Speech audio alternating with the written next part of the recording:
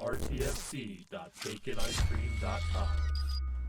Well, hey guys, it's Rich coming at you from Team RTFC and Bacon Ice Cream Productions, and I'm with. Sorry, that got one? awkward. That I didn't know if you were going to say Eric or if I should say Eric. Oh, Weird intros are weird intros. Yeah. Like if we actually talked about what we were going to do ahead of time, maybe that would have been less awkward. But I was Yeah. like, are you going to say Eric? Do I say Eric? If we're going to talk over each other? I'm like the king of terrible intros. that's all good. Hi, everyone. I'm Eric. Hey, All 100 and something numbers of you. that's right. As an update on that, October 1st, we're going to pick the name of the winner of the 100 subs, even though we're now over 100 subs. That's right. So So make sure you do the thing, yeah, if you haven't done the thing, do the thing.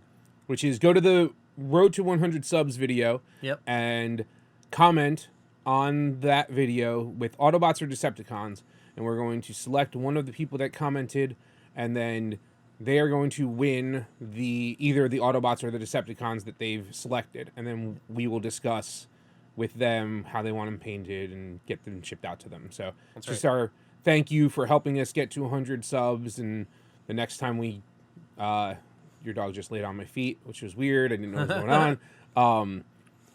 And then the next time we'll pick another milestone, maybe 2 or 250, and we'll have more stuff to give away. Yep.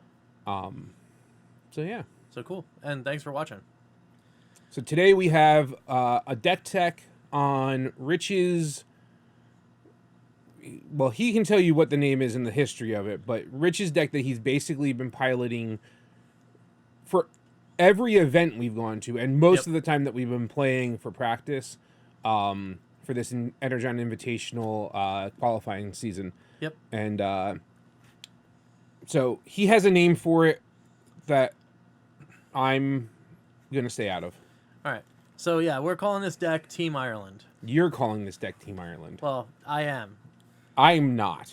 All right. Well, I'm calling it Rich's deck. you can call it whatever you want, but Because when I said Team Ireland, everyone went, what the hell does that mean? yeah. So, all right. So the long and the short of the story about Team Ireland was, I was thinking about a Fun Friday deck, and it was right before I went on vacation where we didn't have a lot of content.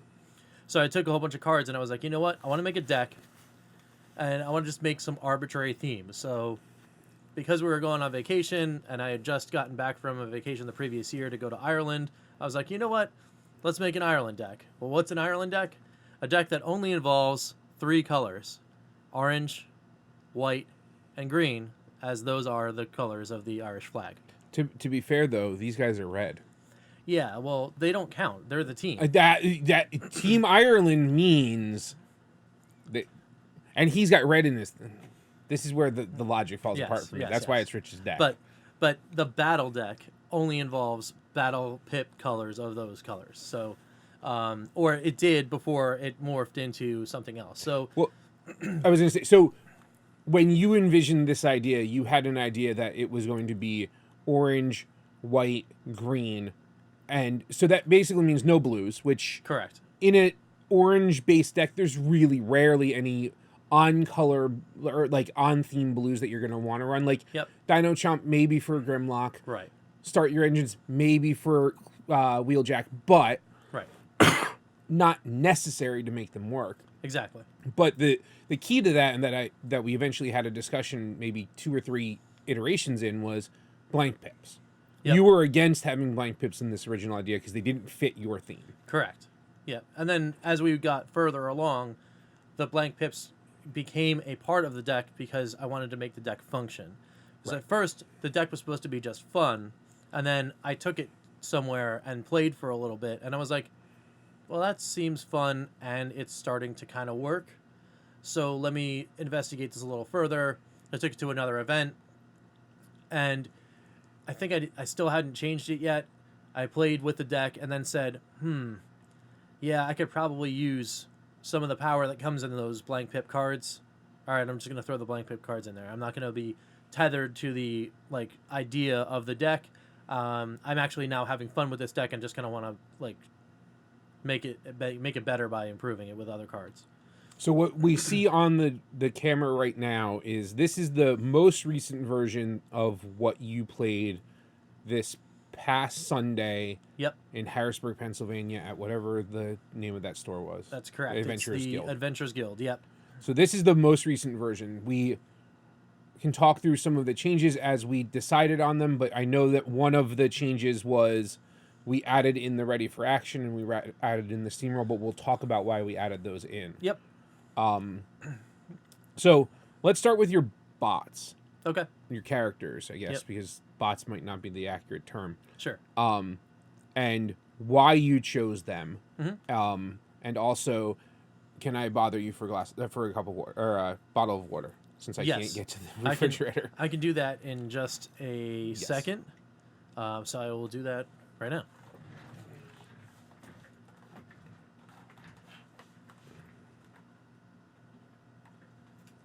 Thank you.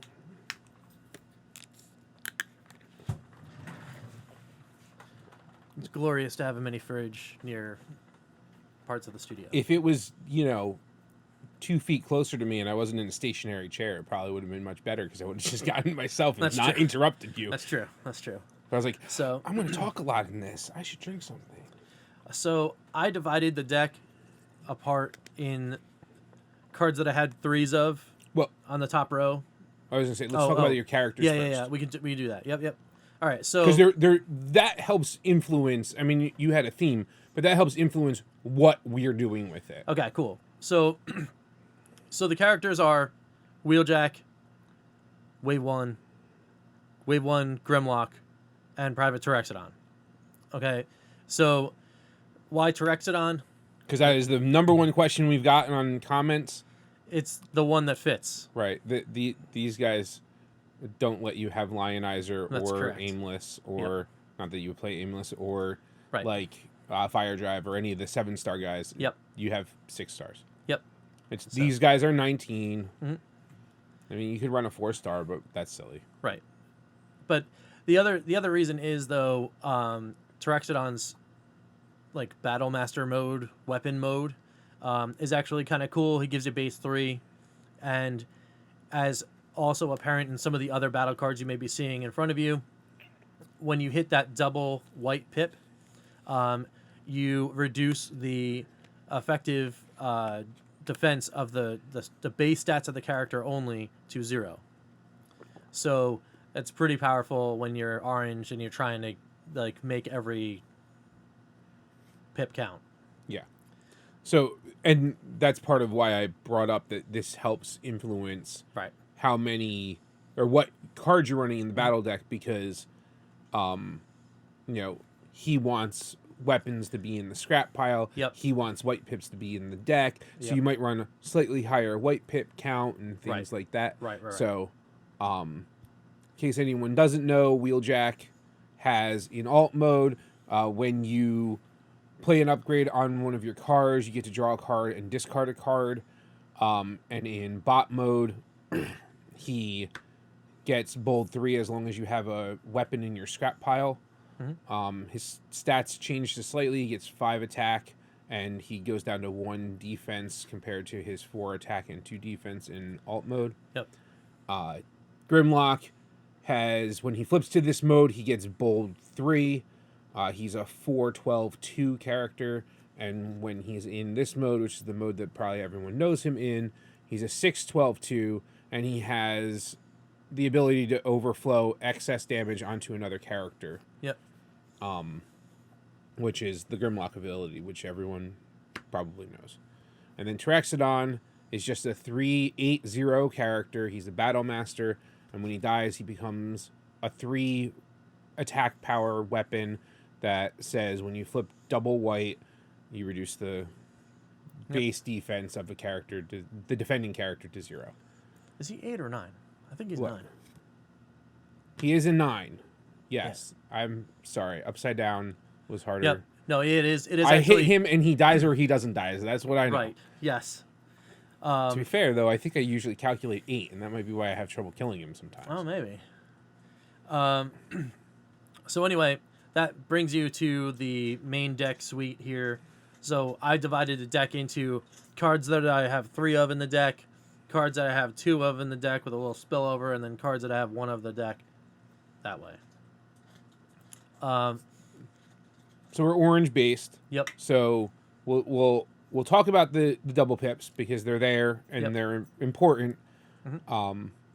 You know, improvised shield. We have it there because it's double pip. Yep. If you're playing it, something. The only way I can see you playing it is if he's in alt mode and you need to dig for a specific card and you have extra cards that you can discard. Why you wouldn't be discarding the improvised shield to that, I don't know. Right. Maybe you have two in your hand and it's a way to, and no other thing, and it's a way to do that and to hopefully dig for an action for Yep. that turn. Mhm. But Peace Through Tyranny, while it is a double pip, it also has some utility in this deck. Absolutely, yeah. It is totally Terexodon fodder. If you're early in the game and you've taken that hit, and Terexodon has a bunch of damage on him anyway, and you have the opportunity while Wheeljack and Grimlock are untapped to produce a big hit. You've got a grenade launcher, a power punch, supercharge, something in your hand. You can really set up a turn one, piece turn double hit that could really mess up somebody's day on the other end. Especially if they that turn for whatever reason went in with their big character against Terexodon. It doesn't happen very often, or sometimes there's opportunities where there's only big characters. So in a too tall situation, they came in to Terexodon with that. You get in Wheeljack, you get in Grimlock.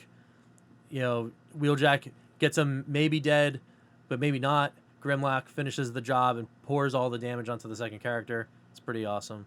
But anyway, it's also good in taking over the wide decks and making sure that they're not as wide.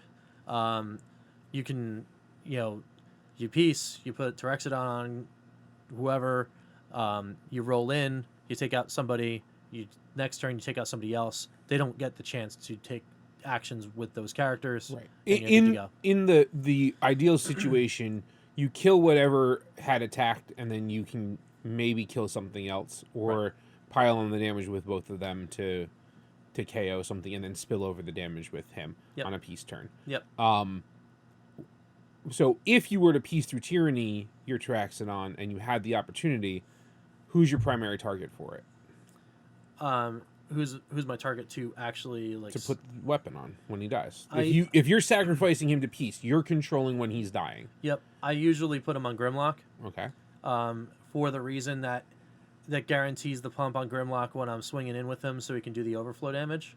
But there has been times where I'm doing the math, and then I just need something to die, and I put him on Wheeljack because I just want to make sure that happens. That usually happens when I'm looking at my hand and I've got a lot of actions and no upgrades. So I want to make sure that my first hit is big, and then I hope to draw something that gives the extra pump to Grimlock when I swing in with him. Keep in mind that if you were to put the Terexodon on an alt mode Wheeljack, you get to draw a card and discard a card to help with that situation also. Yep. And that's happened in the past. Yes. I know. I've told you to do it. I've been like, no. Yeah. All right, so moving along on our three ofs, we have Grenade Launcher, which I'm not sure we need to talk that much about. Right. Yeah, it's 4 attack. You scrap it after the battle. It's 4 attack. Do you ever see a situation where if you have Terexodon on one of your guys that playing the Grenade Launcher might make sense? In a game-ending scenario where I just need that extra 1 and you've already calculated out, yes. Okay. 100%. All right. I'm glad that you had that answer, because I'm not sure that 5 weeks ago you would have had the same answer. I agree with you, because I would have been like, oh, I'm going to lose the Terexodon. Doesn't matter. You can do the extra damage in this deck. And it's going to win you the game. It's worth it. Yep. Or it's going to make it so that you can win the game a turn later. Exactly. Yep. So Erratic Lightning. Mm-hmm. It's a weapon that gives +3 attack, -1 defense. Yep. Not the most ideal situation. I do notice that you're not running the Static Laser of Ironhide, which puts 2 damage on characters. So why pick Erratic Lightning over Static Laser of Ironhide? So my calculus is that you can get the extra. So one, I think Erratic is 3 and not 2. For static lasers, only 2, right? 2 damage. Well, but it's 2 attack. No, it's 3 It's still attack. 3 attack. Okay. Yeah, they're both 3 attack weapons. So then the calculus then becomes, why take 2 extra damage when erratic lightning forces you to take an extra damage, but it's only 1. But if you get attacked twice, it's 2. Right. But if you attack twice, it's 4. With the static That's- laser. If you attack with the static laser on twice, it's 4 damage. Sure. Okay. But a scenario where you put it on your guy and he ends up taking 2 attacks, it equals out to be the same thing Right. Yeah. until the next time Yeah. you attack. That's fair enough. In the blaster deck, I felt like I would rather put the static laser on at times than erratic lightning, and I can't tell you why, because I understand mathematically it should not. This should be better, but I always felt like that was enough to kill him, even though the 2 damage should also do that. Right. But I can't tell you the logic behind it, but that's how it always felt. So I was always having to choose between them. But I was also running both as 3 of. So Right. because I wasn't running the next card, which is Power Punch. Yep. Now, let's talk about that, because there's the ugly duckling in the room of, you're kind of boldy. Yep. You got bold here. You can make bold here. You've got the Power Punch. You've got some supercharges. Yep. Are you afraid of W5 Gyro Blaster? Sure. Yeah. Right. It's a concern. It's legit. If you see that, what do you do? What happens? Do you just go, well, I guess I have to just try to slam in and just chip away at whatever you can do until you draw an answer? So the hope is that if you are anticipating that is a thing that is going to happen, that you have those answers in your hand already. Well, I mean, know, that's always obviously that's how the game works. If not, you dig for them, because that's why they're in the deck. There are 2 that get rid of it. Right. But yeah, blast. That thing is kind of the there's energized field. No. dampening field. Dampening field Yep. also. Yep. That not as big of an impact, but because a lot of people I know will do that. Well, if they have it, okay, but you have that calculation of, if I put too much bold in and I'm relying on it, does it help me in any way? Mm-hmm. But typically, other than when we were testing with the Shockwave build that I was running, Mm-hmm. have you seen those cards be an impact in game 1? No. How about in game 2? Depends on how things are going, but if I think I need something that is different, I will change those out. Those are my cards that I change out when I side in. No, I guess I was asking, how often have you seen the W5 Blaster be impactful against you in game 2? Not very often at all. That's I'm not really seeing it out in the field. we're not too seeing much. people sideboarded in necessarily, or if Yep. they are, they're not getting it. That's what I was trying to Correct. to Yep. establish. Yeah, it's been. I've had 2 opponents directly tell me that they were hoping to get that and they just didn't see it. I mean, I think anytime you see a Wheeljack, you hope that you got Right. that thing. Yes. All right. So do we do another 3 over, or do we go with more upgrades? Since we I guess we started with P3 tuning. So Yeah. our next 3 of is Reckless Charge. Yep. I mean, Do you ever care about the 3 damage that you put on your character? well, unless it's gonna- usually not, because the 3 damage, the reckless charges are in there for early game situations or game ending situations. Terexodon is usually the target for that card, because who cares if it takes 3 damage? Who cares if it takes 3 damage and kills them? You get the weapon. Other than the fact that usually in the scenario against a more aggressive deck, you don't necessarily want Terexodon to die in that turn that you're attacking, because you still want him to soak that attack, where you Sure. don't get a Wheeljack or Grimlock getting hit up Yeah. in a big swing. You're trying to force them to waste it on Terexodon. Okay.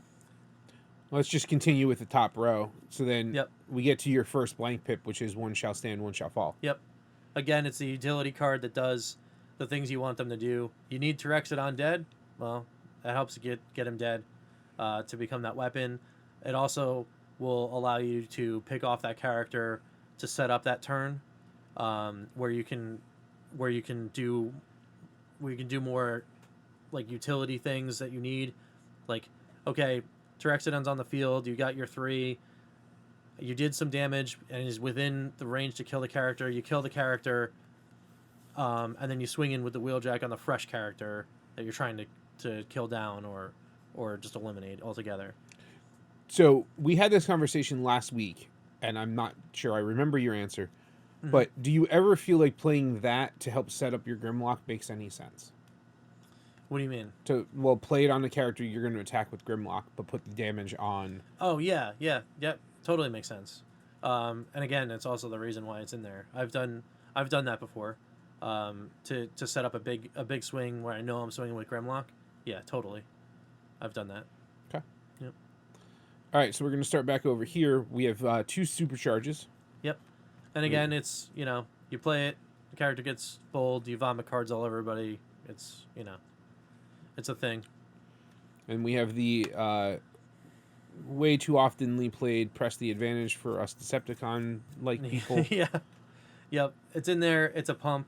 And it's really good against Decepticon decks. I mean, it's a pump regardless, and then it's even better against a Decepticon. Yeah, so, I mean, again, that's why that's there. Do you find yourself going out of your way to try to use the +2, or the -2 defense on an attack where you might be, like, so we were playing against that 4-wide Cars deck, Yep. where I have 2 Decepticons and 2 Autobots. Did you ever find yourself going, if I played that, I could probably do this, even though maybe attacking Cliffjumper was the better choice because you could get the most benefit out of the press? It depends on how much damage is on the character you're going to attack with the press and whether or not you're attacking with Grimlock. Sure. Like Well, that's a force swing. Right. That's Yep. the same as playing the Reckless Charge without the negative. Exactly. Yep. So yeah, that's definitely in the Okay. calculus there. So next we have your incoming transmission. Yep. So then that's the dig card. I like incoming transmission because it allows you to get those cards and then stack. It's a nice way of getting that improvised shield out of your hand, and then actually make it very useful. Or even the piece through tyranny if Terexodon, if Yeah. you don't want to play it on Terexodon, Yep. or if Terexodon's already dead. Exactly, and then that's 6 cards that allows you to mess around with if they're floating around in your hand and you don't need them. So that's pretty much that. And then I guess we can move straight on to the next card, Yep. which is confidence. That other card that gets you more cards. This one is like a straight cycle. You draw 2 and then you have to scrap 2. But then after that, you get the benefit of playing the extra action. Because you have all Autobots. Right, because we have all Autobots on the team.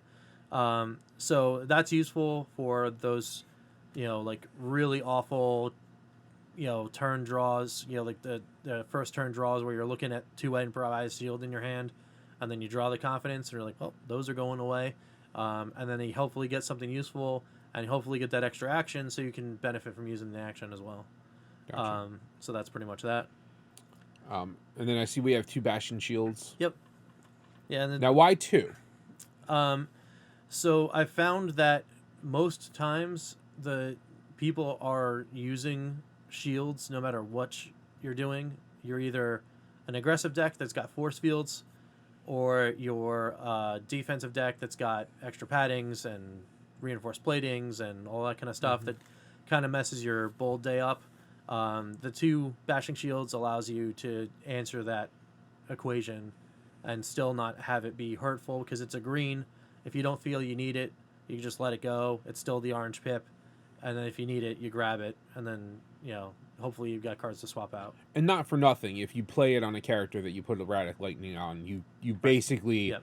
killed one of their things and stabilized yourself so that the negative isn't there. Yes, and that's made a difference before too. We have, next up is 2 Quartermasters. Yep. Now, clearly that's in there because you have the Terexodon. Yep. Do you ever find yourself using it for the other ability to move? To move an upgrade from one player to another, I've only ever used it once. Was it to move Terexodon? No. Okay. Yeah, other than the to what you would normally do is to either move or manipulate the Battlemaster. I've only ever used it once on moving something that wasn't a Battlemaster to something else. Okay. Because I used it in something recently. And I was like, you need to keep that in mind because it doesn't swap them. It moves one, so you Right. can overwrite that erratic lightning to get rid of it if it's something that might kill your guy. Right. As things like that, or like in the deck I was playing, like you got to move an armed hovercraft, but it didn't like swap it, so you didn't get to move two of them, so Right. you weren't paying for two. Mm-hmm. All right, so next up we have your one of Steamroll. Yep. And that's clearly for Wheeljack, or a Terexon if you've got the Power Punch in your hand.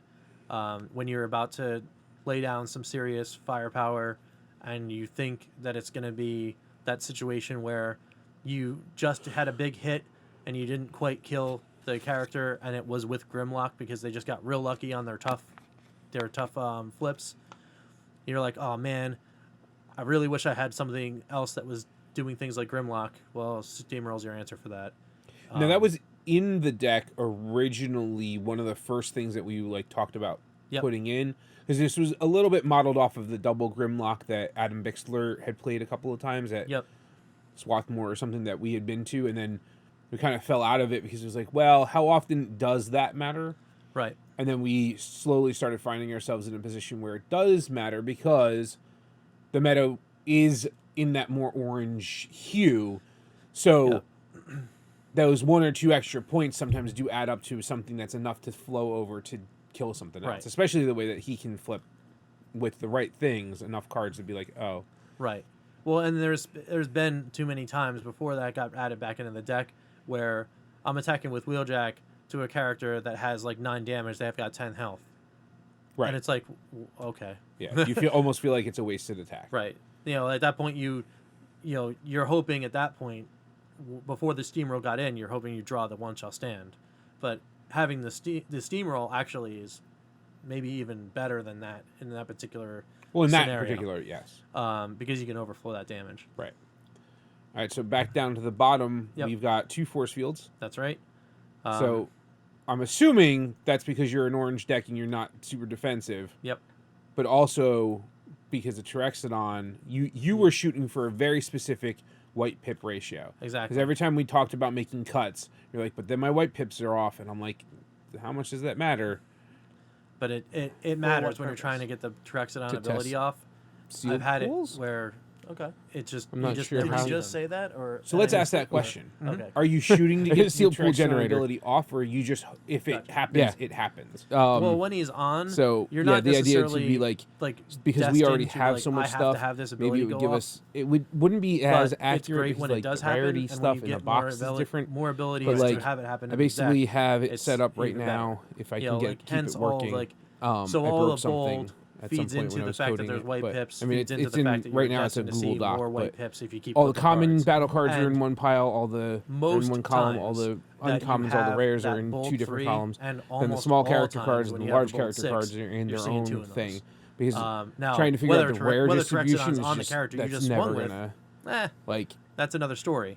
But the I deck does I don't what know it needs to do the cut when sheets, it, you know. when you're trying to get those things in play. Because I would argue that But putting the Terexodon on idea Wheeljack would be, makes why did I more put a sense force in field that on instance Skydive? because Yep. you have the opportunity to flip more cards. You don't have to set him up to like because you can't play the power punch to give him bold 6. Right. So just a thing in the head. Yep. Not And- sure I actually recognized it until we were talking about it. Yep. So And I've seen that happen.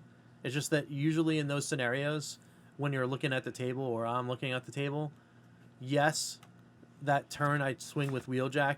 If I put Terexodon on Grimlock and that peace turn or whatever, that is a thing. But I would only consider putting Terexodon on Wheeljack first if I had something like a grenade launcher or an erratic for Grimlock in the second turn. okay. That's fair. All right. Next, we've got 2 field communicators, which you and I have had way too many conversations about. Yep. So For you me, have, you have one target in one mode, yep. and not the mode you want them in most of the time. Yep. So talk about it. So it's still a white pip utility that gives +1. And if you have the that character Wheeljack in his car mode when he's a specialist, you do get the ability to flip the card and play the card, but it's still a white pip utility. It gives +1, and every time, or almost every time, I've had the ability to do that where I'm putting it on Wheeljack. It's been early game scenarios where I'm drawing 2 cards, so I'm cycling through, and I still get to play one, and it's been handy in a lot of times. Okay. As long as you find it handy. Yep. We have a 1 of Enforcement Baton. Yep. And I'm assuming that's partly to help fuel the Wheeljack needing a weapon, but also because you want to get rid of opposing Battle Masters or opposing other Correct. threats. Yep. Exactly. Now you only have 1 treasure hunt. Yep. Why? To be honest, it was the card that I forgot that got swapped out when we were doing the steamroll / ready for action moves. And I don't know why I moved the second one out, but the only thing that I can think of was when I was doing that, I was thinking, how many times do I actually play treasure hunt? And in all of the games I've played in the competitive sphere, the answer is next to 0, or maybe 1. Well, that is next to 0. Yes. Like, maybe. Because you'd rather play a pump. Right. At that point, you'd rather play a pump. And if it's in your hand, you're playing it. You know, if there's nothing in your hand, if you're top decking, it's great. Sure. You know, like, I need something. So you don't find it as necessary to have multiples because you're hoping that you're going to be able to be effective with the 1 or 2 weapons that you have anyway. So Right. if you have to play it once to get 2 weapons, you're fine. Yep. You know, okay. And then the situation that you're playing against something like Shockwave, it's like, I mean, you can treasure hunt and then load up your hand and then the next turn have it scrapped. Yeah, but that gives you things to scrap. That's true. Because but then if you're top decking anyway, like it's just but if you play the treasure hunt and then draw 1 or 2 weapons, right. at least you can play one of them play rather one than of having them 0. that turn. Yeah, that's true. That's true. But that's why there's 1. Also, we have absolutely, and it may have even been on camera, Yep. where we had a turn where it is on camera because it's the one we did commentary on, where you were like, well, if I do this, you're just going to scrap it, and then I didn't do that because I had a different play. Right. And, like, you thought I was going to do it, Right. and we had the conversation of it doesn't matter because it was in this case, it was a green pip situation, but it was like, you'd rather get that green pip back and make me scrap it than just get rid of it because you think I'm going to do it anyway. What if I don't? And then I didn't. Right. Completely by accident. Yep. So So sometimes having 2 weapons in your hand means that you get to play 2 weapons, even against Shockwave. that's true. Sometimes you just don't draw those outs, or you're in the wrong mode. Right. You know, it does take 2 turns if you don't have an unidentified flying object to flip him. Right. That is very true. So So we got 3 cards left. We've got Yep. 1 over enemy speed. yep. It's pretty self-explanatory. It Gets kills rid of whatever you stuff. need to get rid of, Yep. and it's orange. Mm-hmm. Now we have 1 crushing size, Yep. and I know why that's in there, Mhm. but I'd like you to share why it's in there. Okay. Well, it's in there because it's a white pip. It's a utility. It gets rid of an enemy utility, so that blaster, for example, it gets rid of. And if you can't do anything, it's a card that gets you another card. Right. And I really don't care about the Pierce one, but in the case of the fact that maybe that one time it's going to work, great. But that's I mean, the if reason. Terexodon on turn 1 swings into Shockwave, maybe he does 1 damage. Yeah, but you can't play a card on turn 1 unless it's your turn. Yeah, That's what I'm referring to. yeah, but yeah. If I got something else I in said my hand, I'm playing. I said maybe. But so you put it in there because we were testing a lot of Shockwave because my first in-store qualifier I played Shockwave and Yep. we were testing it a lot and you were like, and I always seem to get that blaster and I always seem to ruin Wheeljack's day. Yeah, it's true. So it definitely happened. we had a conversation where Rich wanted to throw the deck against the wall because it wasn't doing what he wanted it to do against that deck. And we were like, okay, so let's talk about how you fix that. Yep. And Crushing Size has done what you want it to do, because it'll draw you that card sometimes, and it'll get rid of a thing, and it's a white pip to help power the extra flips, so Yep. it meets the criteria that you needed it to, and Yep. when we talked it out, it made a lot of sense. Yeah, and I have and it works. absolutely heard someone go, who runs that main deck in a tournament? And I'm like, thanks, Rich. Yep. Glad we had that conversation, because I love hearing that reaction. That was pretty awesome. Yes. And then our last card in the main deck is Ready for Action. That's it. Yep. It's a blank pip, but it gets you that turn, that that extra attack advantage. Yep. Another attack with Grimlock. What are you talking about? Yep. Even better. Din, din, din. Attack. Ready for action. Attack again. Yep. Got to take advantage of that weapon twice. Uh-huh. All right. So that's your main deck. Yep. I'm going to start cleaning this up while you get your sideboard together. But I want you to talk about some of your experiences, because we've gone to a number of invitational qualifiers in the last few weeks. So talk about how you've done in those. In the qualifiers? Yes. So I think actually, as far as like how I've been doing actually pretty decently in my opinion. I've been able to win greater than 50% of my matches every time I've gone in with this deck, with the exception of one time, which was the first time I ran it. So for a player like me, who this is technically my first like really competitive scene play, I think that I've made some pretty significant improvements as a player. I will absolutely agree with that. My matchups have seemed to be pretty mixed. I like the fact that the deck is versatile enough where if there's a deck where I think it's going to be a hard matchup, sometimes the deck surprises me and I can pull off a crazy win. I get those extra flips. Grimlock does some crazy thing and like splashes over 10 damage. Right. Like it's pretty awesome to see the deck go and do things. And even when it gets hard, it's still fun to play. So I don't really feel bad playing the deck, even though I'm in a position where, sometimes the matchup is just horrendous, and you're like, yeah, this is not going to go well. You still have fun. So at some point we talked about you wanting to maybe switch over to aerial bots because you played against it. You it did a really good job controlling it. And then we tried playing a couple of games, and it was just a lot of extra stuff that you had to do. You had to think out your turn a lot. Yep. And when we were done with like the fourth or fifth game, you looked taxed. You looked like you were just not having fun. And I was like, I don't feel like the aerial bots is a fun deck to play. Right. And I think that helped you go, okay, yep, I get it. Yep. Effectiveness and fun don't always go hand in hand. Right. And I think in that sense, I came to a slight player breaking point 2 or 3 events ago, where I had the same experience, like placing the same ways, but for whatever reason that particular time I was like really kind of bummed out about it. And then when I started thinking about it, I'm like, yeah, I'm trying to play competitive.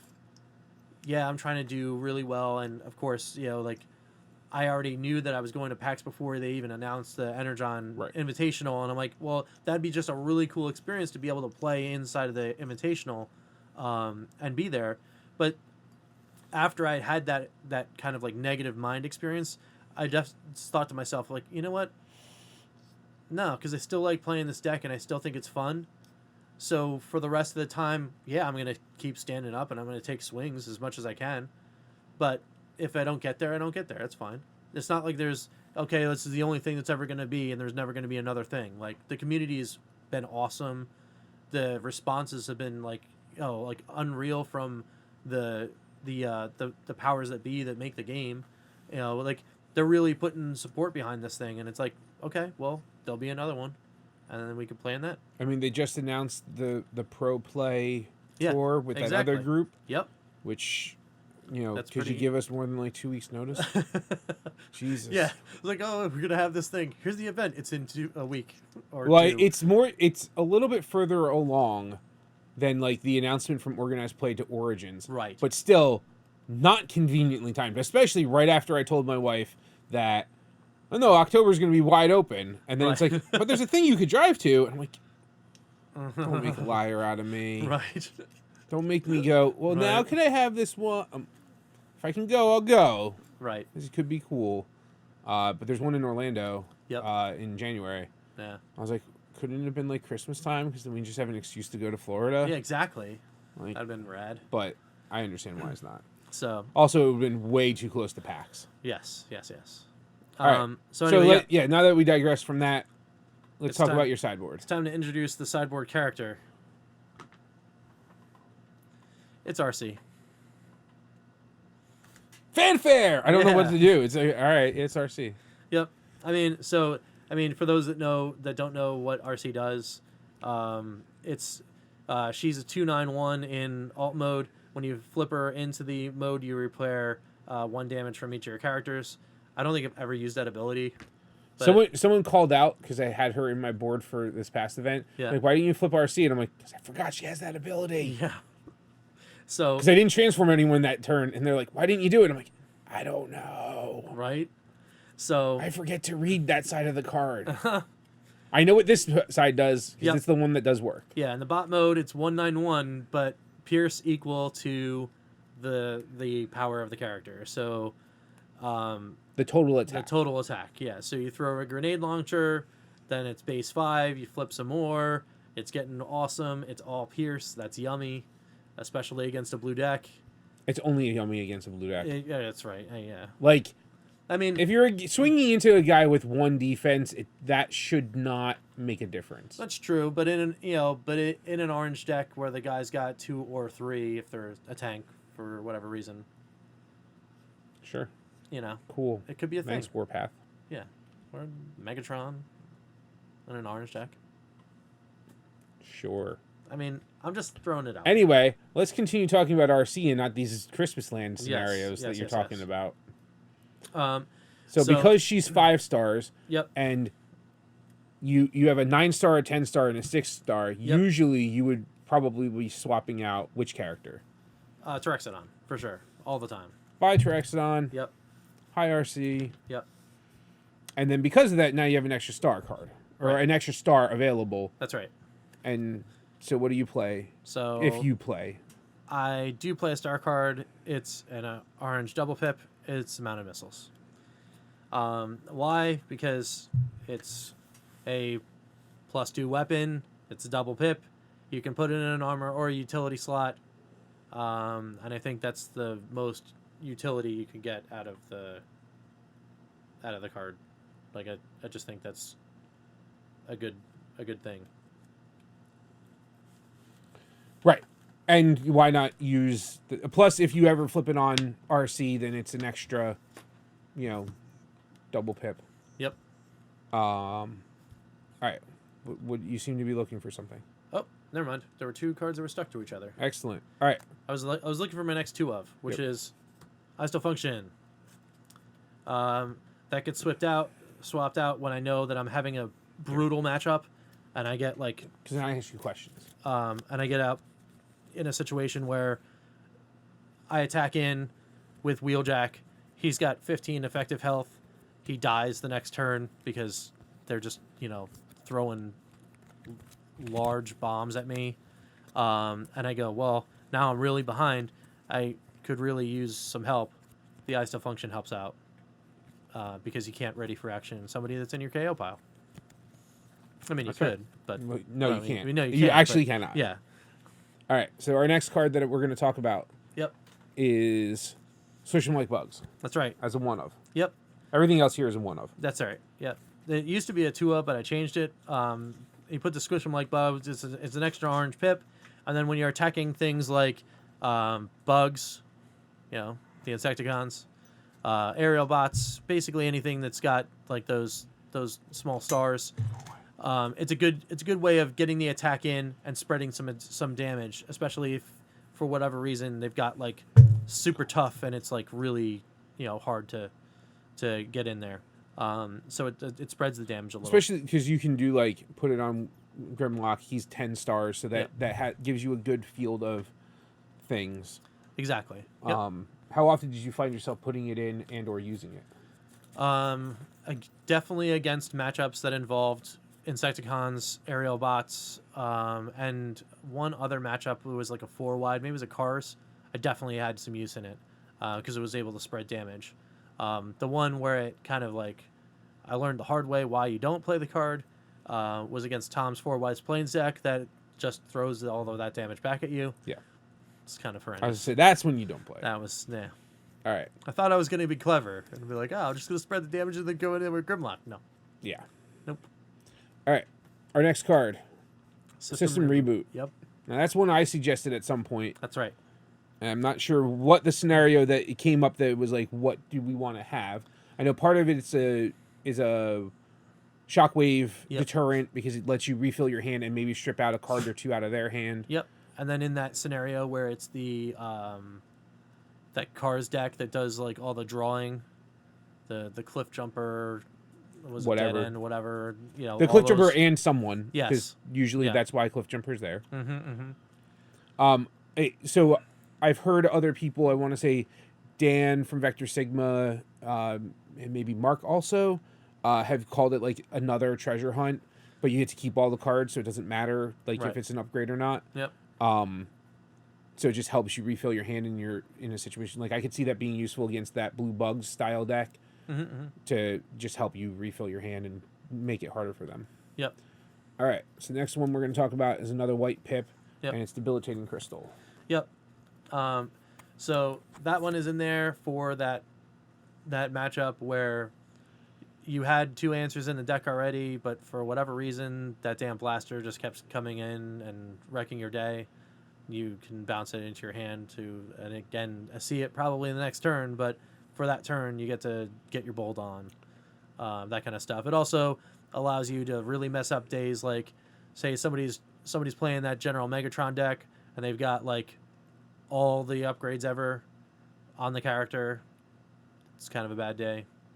So why not run something like another ramming speed or another crushing size if it really came down to it? Because the crushing size is an upgrade, so it helps trigger the wheeljack ability. Yep. Like, why choose the crystal over some of the other opportunities that you had? To be honest, I don't know.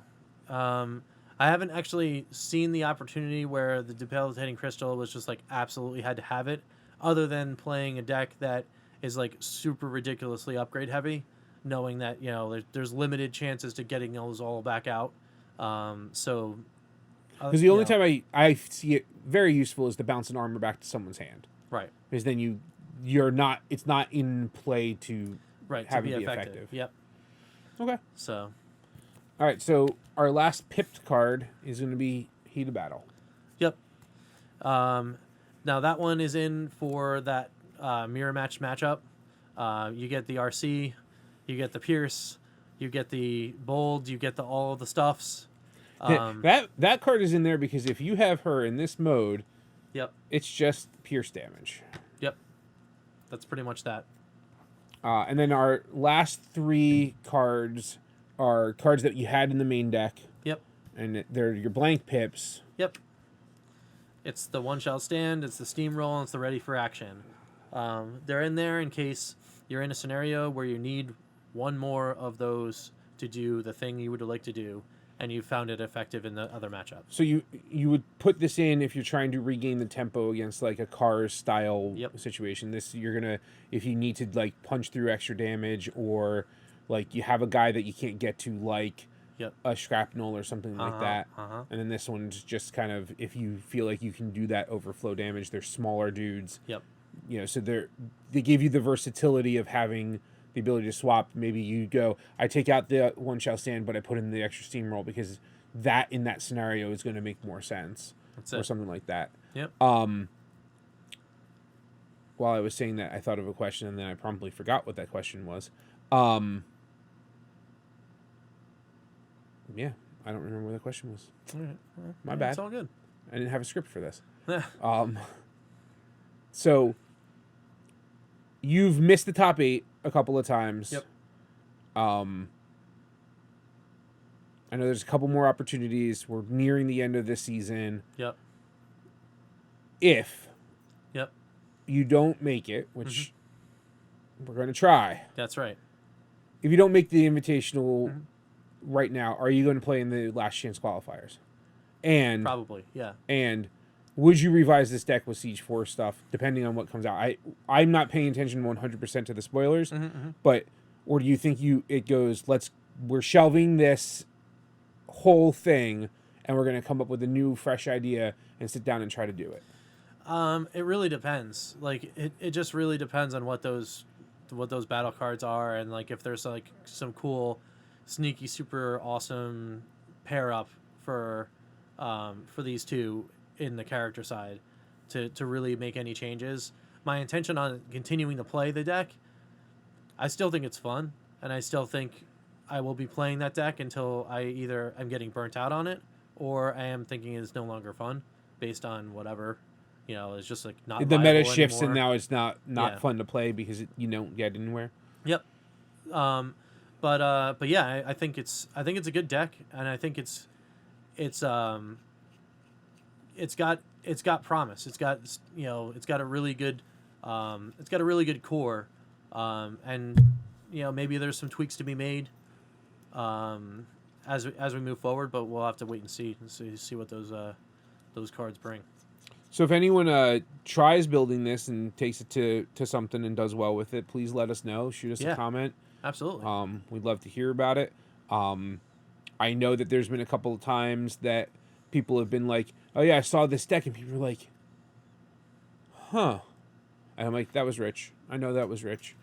I was at that event or whatever. Yeah. Like, I heard one of the Vector Sigma guys said something at some point, and it was just like, oh yeah, and I played against this Trexodon deck, and I was like, that was Rich. And he's like, and people are like, what? It's like, it's a 6-star dude, and it fits with those two. Yep. So, I mean, I'm happy that you found a really fun deck that you like playing. I was hoping we could get you through that, top 4, top 8 cut.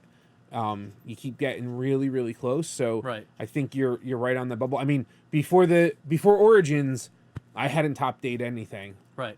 I was actually writing a wrap up of my, like, Mark Kinney and I were hashtag Road Warriors at the end of Origins, because we were like, we're going to have to go to every qualifier to try to, like, just grind it in. And then he got to go to Gen Con and got in there. Right. And I didn't. So I've been Road Warrior since Origins to this past weekend. Yep. And I finally got there. So someone asked me, actually it was Mark that asked me, if I was ever going to do a write-up. And I was like, you know what? I can kind of start that. So Yeah. I started breaking it down, and I was like, I hadn't top 8'd, not even, I didn't get to play in my first Target tournament, but I hadn't done well. I got 9th, I got Sure. 10th, but I didn't top 8 at any of the events we went to before that. So, I think we also have in this area, we have a large concentration of very good players. So it becomes that moment of, did you not make the top 8 because the 8 players are some of the top 8 players in the world?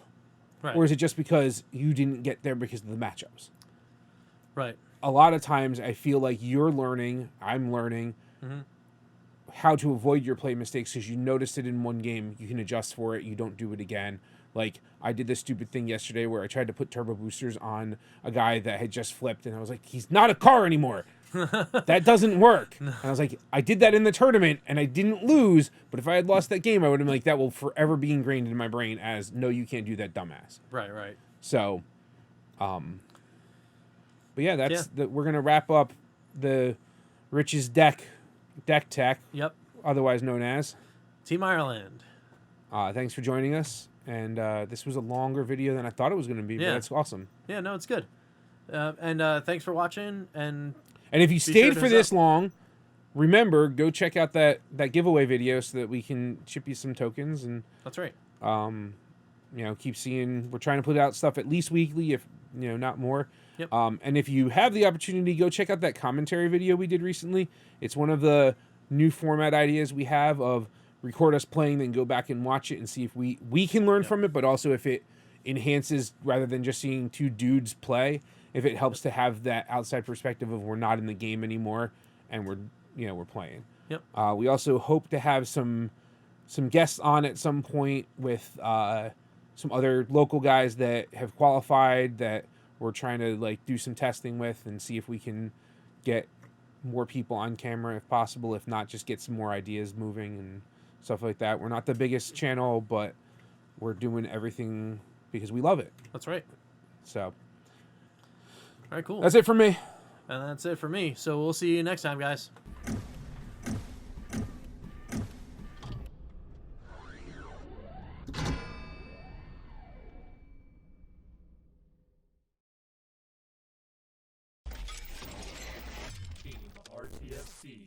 TeamRTFC.BaconIceCream.com.